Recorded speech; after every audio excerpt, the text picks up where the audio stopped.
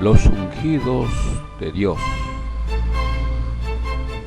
Pero el que garantiza que ustedes y que nosotros pertenecemos a Cristo y el que nos ha ungido es Dios. Segunda carta a los Corintios, capítulo 1, versículo 21, la traducción del Nuevo Mundo. Estimados hermanos y amigos, hoy vamos a estudiar este importante tema, los ungidos de Dios. El pasaje central que hemos escogido es segunda carta a los Corintios, capítulo 2 y versículo 21. Y lo vamos a leer en diferentes traducciones. El Nuevo Testamento de Beson dice: pero el que nos afirma con vosotros en Cristo y nos ungió es Dios. La traducción Dios habla hoy dice: y Dios es el que a nosotros y a ustedes nos ha afirmado al unirnos a Cristo y nos ha consagrado. La Nueva Traducción Viviente dice: es Dios quien nos capacita junto con ustedes para estar firmes por Cristo. Él nos comisionó. La Nueva Versión Internacional dice: Dios es el que nos mantiene firmes en Cristo, tanto a nosotros como a ustedes. Él nos ungió. La palabra de Dios para todo dice: Dios nos da la garantía de que ustedes y nosotros pertenecemos a Jesucristo y nos ha consagrado. La traducción del lenguaje actual dice: tanto a mí como a ustedes, Dios nos mantiene firmemente unidos a Cristo.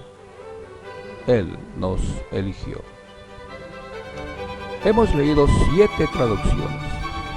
Las traducciones leídas nos dicen que Dios nos ha ungido, nos ha consagrado, Él nos comisionó, Él nos eligió. De modo que nos preguntamos: ¿de qué manera Dios ungió a sus elegidos? ¿Cuándo y cómo afecta a la persona? El apóstol Pablo se encarga de aclararnos este tema en el siguiente versículo, en segunda carta a los Corintios, capítulo 1 y versículo 22. En la Nueva Traducción Viviente dice: y nos identificó como suyos al poner el Espíritu Santo en nuestro corazón como un anticipo que garantiza todo lo que Él nos prometió. La Nueva Versión Internacional dice: nos selló como propiedad suya y puso su Espíritu en nuestro corazón como garantía de sus promesas.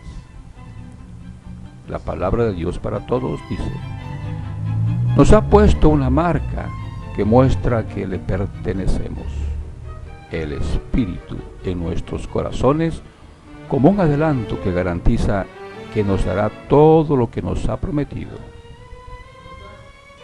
Así es, las personas elegidas llegan a ser propiedad de Dios, pertenecen a Dios y a Jesucristo. Están consagrados. Pero, ¿en qué momento coloca Dios su Espíritu en el corazón del creyente? Veamos lo que nos dice la Biblia.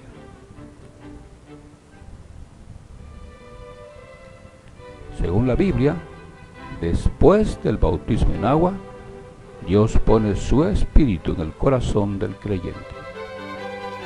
Este punto se hizo manifiesto en el primer siglo, en el Pentecostés del año 33 de la Común.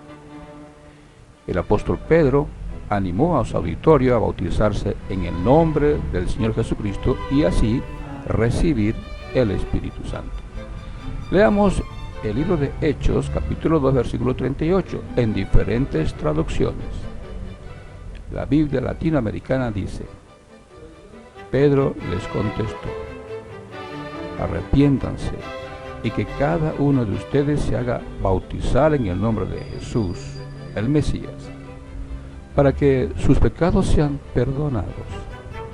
Entonces recibirán el don del Espíritu Santo.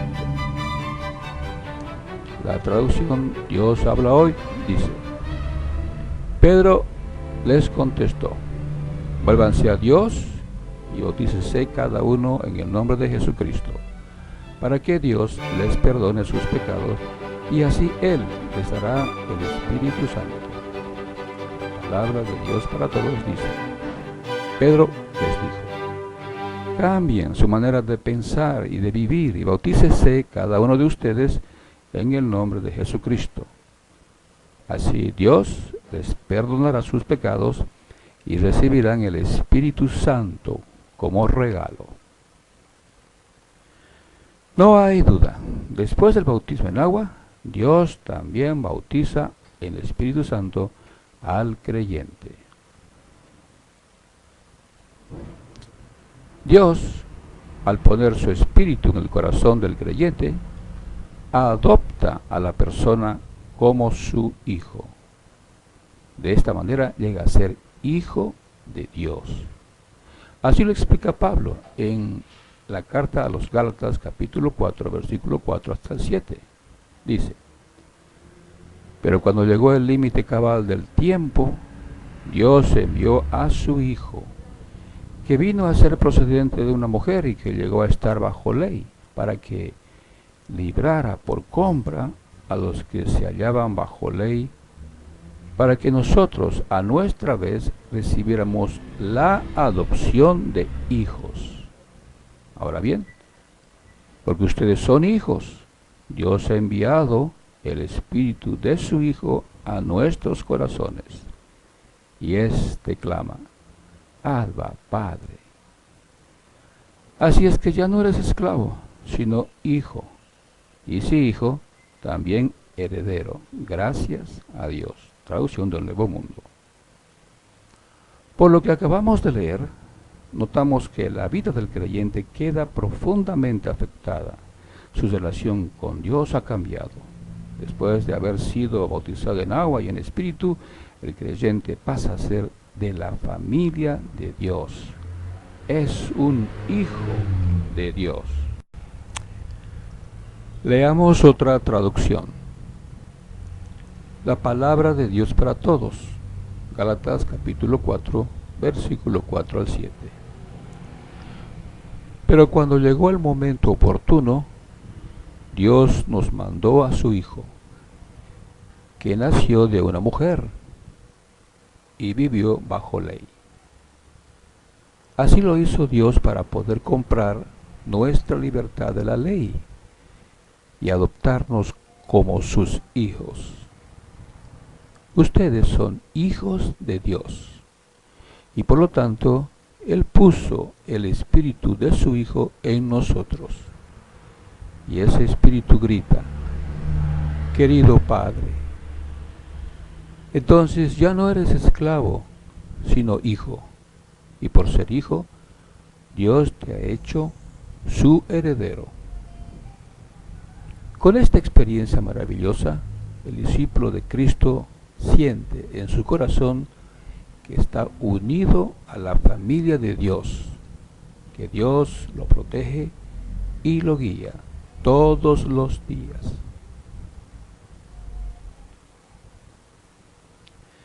De modo que todo cristiano genuino, desde ese momento, es parte de la familia de Dios, es un hijo de Dios.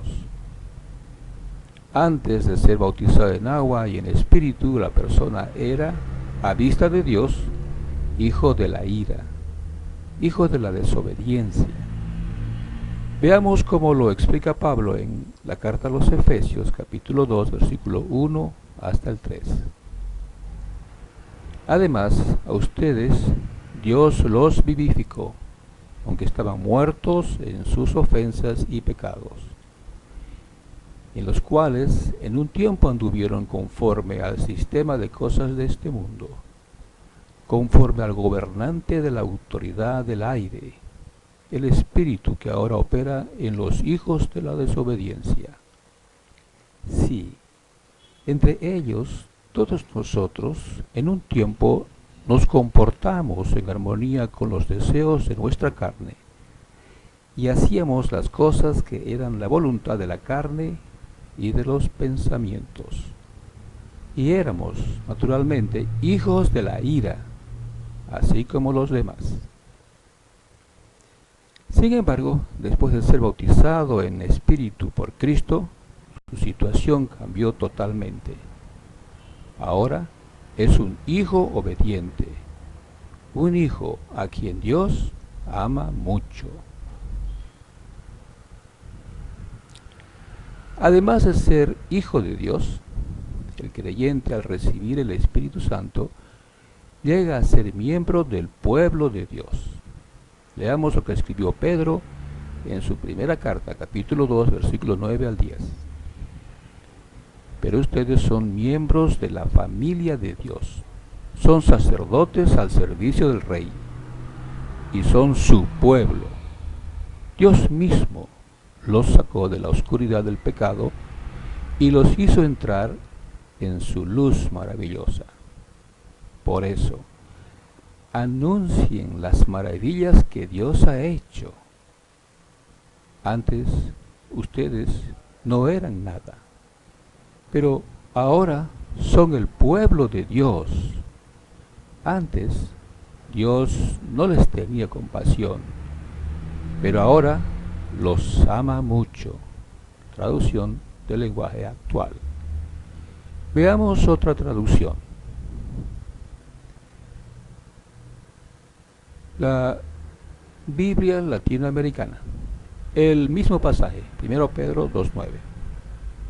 Pero ustedes son una raza elegida, un reino de sacerdotes, una nación consagrada, un pueblo que Dios hizo suyo para proclamar sus maravillas, pues Él los ha llamado de las tinieblas a su luz admirable. Ustedes antes no eran su pueblo, pero ahora son pueblo de Dios.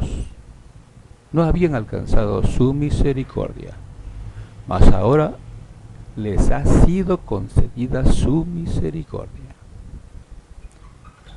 La Biblia, palabra de Dios para todos. 1 Pedro 2:9. Pero ustedes son un pueblo elegido por Dios, sacerdotes al servicio del Rey, una nación santa y un pueblo que pertenece a Dios. Él los eligió para que anuncien las poderosas obras de aquel que los llamó a salir de la oscuridad para entrar en su luz maravillosa. Antes ustedes no eran ni siquiera un pueblo, pero ahora son el pueblo de Dios. Ustedes no habían recibido compasión, pero ahora han recibido la compasión de Dios.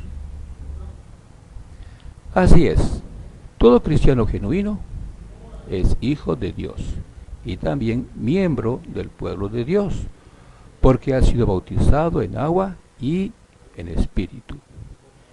No se puede ser cristiano auténtico si no cumple con estos dos requisitos.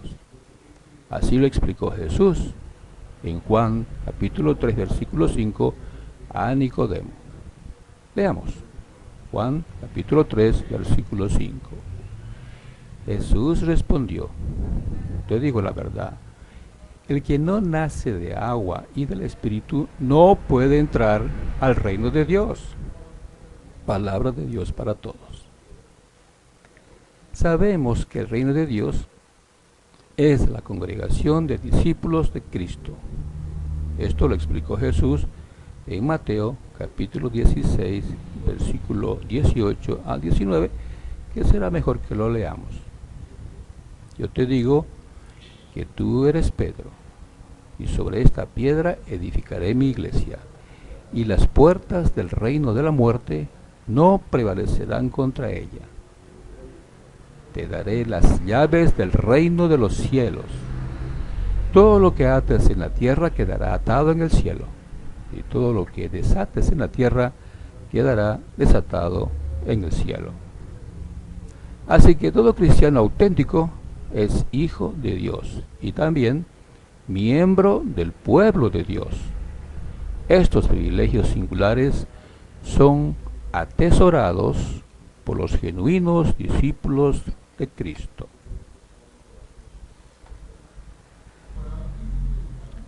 Algunos maestros religiosos están enseñando que hay cristianos que no son hijos de Dios ni son pueblo de Dios. Según estos maestros, hay millones de personas que no han sido bautizados en espíritu y no es necesario que lo sean. Por eso, solo son amigos de Dios, no son hijos de Dios. Además, que son extranjeros, no son del pueblo de Dios. Estos maestros están engañando a la gente al decir que el creyente puede ser cristiano si es bautizado en agua, aunque no haya sido bautizado en espíritu. Se han inventado la doctrina de 144,000 ungidos. Según ellos, solo 144,000 personas reciben el Espíritu de Dios. Están enseñando que solo 144,000 son los hijos de Dios, el pueblo de Dios. No encontramos ningún pasaje de la Biblia que diga eso. Todas estas ideas no las encontramos en las Escrituras, en la Biblia. Son inventos de estos maestros engañosos. Están manipulando el pasaje de las Escrituras.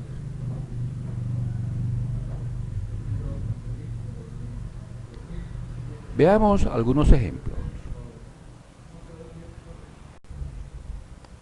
Distorsiones de la Biblia.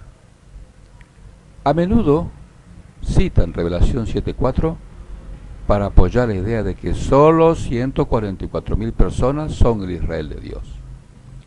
Leamos el pasaje para ver si el pasaje realmente dice eso. Leamos en diferentes traducciones. La Biblia latinoamericana dice: entonces oí el número de los marcados con el sello, 144,000 de todas las tribus de los hijos de Israel.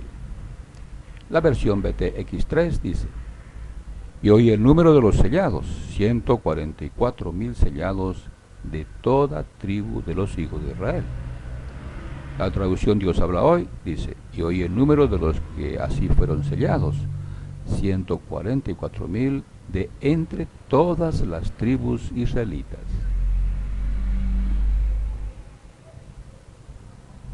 La Nueva Traducción Viviente dice: y oí el número de los que fueron marcados con el sello de Dios. Fueron sellados 144,000 de todas las tribus de Israel. La Nueva Versión Internacional dice: y oí el número de los que fueron sellados, 144,000 de todas las tribus de Israel. La traducción Palabra de Dios para Todos dice: entonces oí el número de los que habían recibido la señal. Eran 144,000 de todas las tribus del pueblo de Israel. La traducción del Nuevo Mundo dice: y oí el número de los que fueron sellados, 144,000 sellados de toda tribu de los hijos de Israel. Como vemos, los 144,000 solo son una parte de las 12 tribus de Israel. No son toda la nación. A manera de aclaración, tomemos un ejemplo de la Biblia. El libro bíblico de Números, capítulo 1, relata la inscripción de jóvenes de 20 años y más para servir en el ejército de Israel. Los inscritos fueron algo más de 600,000 hombres. Estos servirían en el ejército. Eran jóvenes tomados de las 12 tribus de Israel. Pero la población de la nación era cerca de 3 millones. Algo semejante es lo que se relata en Revelación capítulo 7.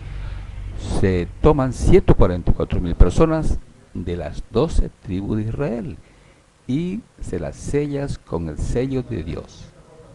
Es obvio que las 12 tribus de Israel, en este pasaje, es un número mucho más grande. Aquí tenemos una gráfica, un conjunto mucho mayor, las 12 tribus de Israel. Y de aquí, de estas 12 tribus, salen solo 144.000 a quienes Dios los sella. Queda claro entonces que el Israel de Dios, de Gálatas 6:16, es el conjunto de todos los discípulos de Jesucristo. Todos han sido bautizados en agua y en espíritu. Están en unión con Jesucristo. Son su iglesia, su congregación. Es de esta congregación de cristianos extendida por toda la tierra que se escoge a 144.000 para que reinen con Cristo en el cielo por 1000 años, según lo que dice Revelación o Apocalipsis capítulo 5, versículos 9 al 10. De modo que entre los discípulos de Cristo hay personas que tienen esperanza de vivir en un paraíso en la tierra, y hay cristianos que esperan vivir en el cielo para reinar junto con el Cristo. No olvidemos que Jesús prometió la vida en un paraíso al malhechor que moría ejecutado junto con él. Estarás conmigo en el paraíso, lo dijo Jesús. Está registrado en Lucas capítulo 23, versículo 43. El paraíso nunca estuvo en el cielo. Además, el apóstol Pedro nos escribe de un nuevo cielo y una nueva tierra que esperamos según su promesa. Esa promesa está en segunda carta de Pedro, capítulo 3, versículo 3. En este pasaje están las dos esperanzas para los cristianos. Algunos para vivir en el cielo y otros muchos para vivir en un paraíso terrenal. Otro pasaje que se distorsiona es Lucas capítulo 12, versículo 32. Se explica que el rebaño pequeño en este pasaje son los 144.000 que tienen esperanza de vivir con Cristo en el cielo para reinar junto con Él. Leamos el pasaje. Lucas 12:32, en la traducción del Nuevo Mundo. Dice: no teman, rebaño pequeño, porque su Padre ha aprobado darles el reino. La Nueva Versión Internacional dice: no tengan miedo, mi rebaño pequeño, porque es la buena voluntad del Padre darles el reino. La Biblia latinoamericana dice: no temas, pequeño rebaño, porque al Padre de ustedes le agradó darles el reino. Jesús, en este pasaje, está tratando el tema de la esperanza celestial. Veamos el contexto. Examinando el contexto. Lucas, el mismo capítulo 12, pero el versículo 1. Dice: entre tanto, cuando los de la muchedumbre se hubieron reunido en tantos millares que se pisaban unos a otros, él comenzó a decir primero a sus discípulos: guárdense de la levadura de los fariseos, que es la hipocresía. Traducción del Nuevo Mundo. Ahora, vamos más allá y al capítulo 12, versículo 41. Dice: entonces dijo Pedro: Señor, ¿nos dices esta ilustración a nosotros o también a todos? Traducción del Nuevo Mundo. Fácilmente se puede ver que cuando Jesús dice rebaño pequeño, está comparando sus discípulos con las miles de personas que lo escuchaban. Jesús no estaba tratando de identificar a 144.000 que irían al cielo. En todo este capítulo, Jesús está tratando de preparar a sus pocos discípulos para que puedan enfrentarse a las dificultades y tentaciones por venir. Ellos iban a ser los primeros en ser miembros de su congregación, el reino de Dios. Esta congregación todavía estaba por formarse en el Pentecostés del año 33 era común. Compare, por favor, con Mateo capítulo 21 y versículo 43. La esperanza de vivir en el cielo, Jesús la mencionó por primera vez a sus discípulos la noche antes de ser ejecutado. Compare con Juan capítulo 14, versículo 1 al 3. Antes de esa noche, Jesús nunca dijo a sus discípulos que irían a vivir con él al cielo.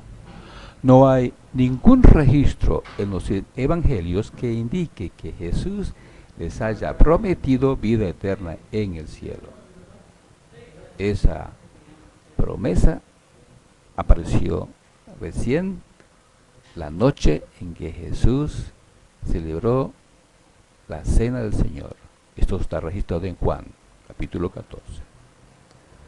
La visión que tenían los apóstoles sobre el reino de Dios estaba en relación con la nación de Israel. Para ellos, Israel era el reino de Dios, y ellos esperaban que Jesús restaurara ese reino a la nación de Israel. Note lo que le preguntaron al momento de la partida de Jesús al cielo. Está registrado en Hechos capítulo 1 y versículo 6.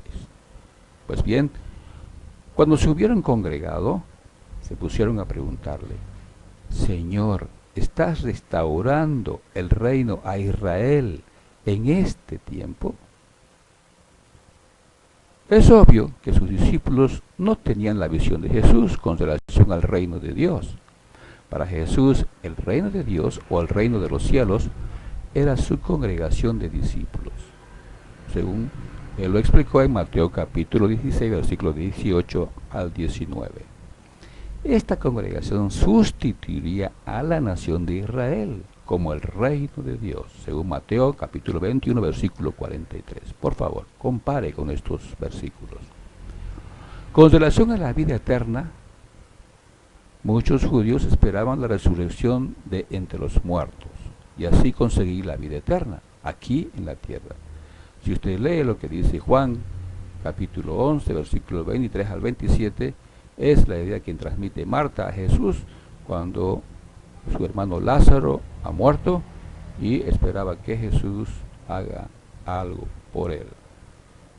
Es por eso que Jesús le hizo al malhechor que moría ejecutado junto con él esta alentadora promesa. En Lucas capítulo 23, versículo 42 dice: y pasó a decir: Jesús, acuérdate de mí cuando entres en tu reino. Y él le dijo: verdaderamente te digo hoy, estarás conmigo en el paraíso. Traducción del Nuevo Mundo. Así es, el reino de Dios, la resurrección, la vida eterna y el paraíso estaban todos relacionados con la tierra. De modo que es una interpretación equivocada, distorsionada, decir que en Lucas 12:32 Jesús estaba hablando de 144,000 personas que irían al cielo. Además, esa misma noche Jesús habló a los apóstoles de reinar y juzgar a las 12 tribus de Israel. Leamos el pasaje de Lucas capítulo 22, versículo 28 al 30. Dice: sin embargo, ustedes son los que con constancia han continuado conmigo en mis pruebas. Y yo hago un pacto con ustedes, así como mi Padre ha hecho un pacto conmigo, para un reino, para que coman y beban a mi mesa en mi reino, y se sienten sobre tronos para juzgar a las 12 tribus de Israel. Es obvio que las 12 tribus de Israel no estaban en el cielo. Jesús se refería a todos los que, siendo sus discípulos, heredarán la tierra hecha un paraíso. Es muy significativo que se denomina escogidos en la Biblia tanto a los cristianos que tienen esperanza terrenal como a los que tienen esperanza celestial. Por favor, compare con Isaías 65:22, donde dice que los que vivirán en la tierra son escogidos, pero en primera carta de Pedro, capítulo 1, versículo 1 y 4, donde Pedro señala que son escogidos los que irán a vivir con Cristo en el cielo. De modo que todos los cristianos son escogidos, elegidos, consagrados, ungidos por Dios. Todos están en unión con Cristo y con Jehová Dios el Padre.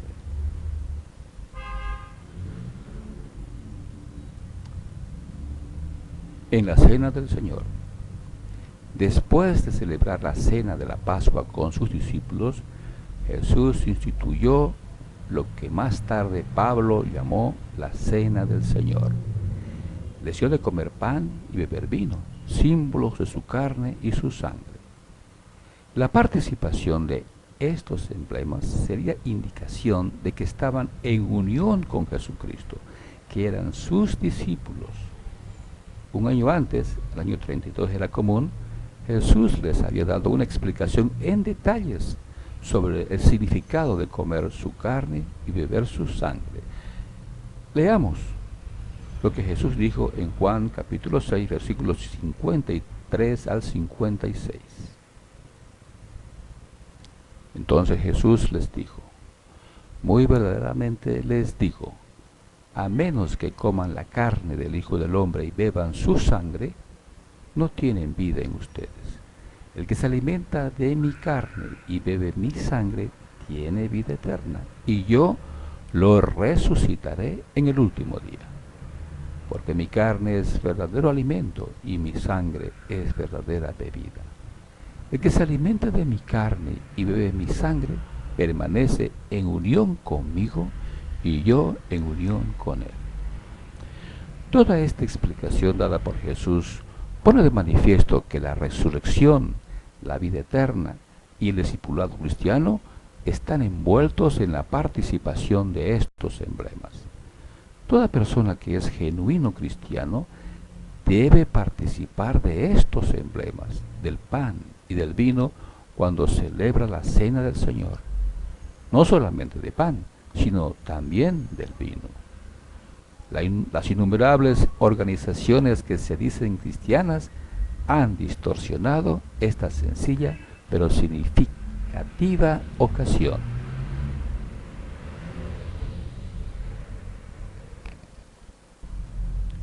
Conclusiones. Al final de este estudio, estas son las conclusiones. 1. Todo genuino cristiano ha sido elegido por Dios, es una persona consagrada, ungida, pertenece a Dios. 2. Esta relación con Dios comienza cuando Dios pone su espíritu en el corazón del creyente, cuando ha sido bautizado con el Espíritu Santo. No existen cristianos solo bautizados en agua, pero no en el Espíritu. 3. La relación con Dios incluye la adopción del creyente como hijo de Dios.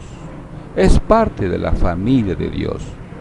No existen cristianos que solo sean amigos de Dios. 4. Además, el creyente, al ser de la familia de Dios, también es parte del pueblo de Dios. No existen cristianos que son extranjeros. 5. Durante la cena del Señor, todo cristiano genuino debe participar de los emblemas, debe comer del pan y debe beber del vino.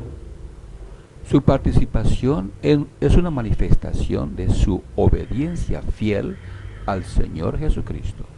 6. La participación del pan y del vino no es una manifestación de su esperanza. En la congregación de Cristo hay cristianos que tienen la esperanza de vivir eternamente en un paraíso terrenal, pero también hay cristianos que esperan vivir con Cristo en el cielo. 7. Los 144,000 cristianos son tomados de entre las 12 tribus de Israel. Este Israel espiritual es la congregación de discípulos fieles de Jesucristo. Estas personas tienen la esperanza de vivir y reinar con Cristo en el cielo. Solo Dios, Jesús y el individuo saben quiénes tienen esta esperanza. Todos son escogidos por Dios para heredar la vida eterna, ya sea en el cielo o en la tierra. Los escogidos por Dios para heredar la tierra. Fin del artículo.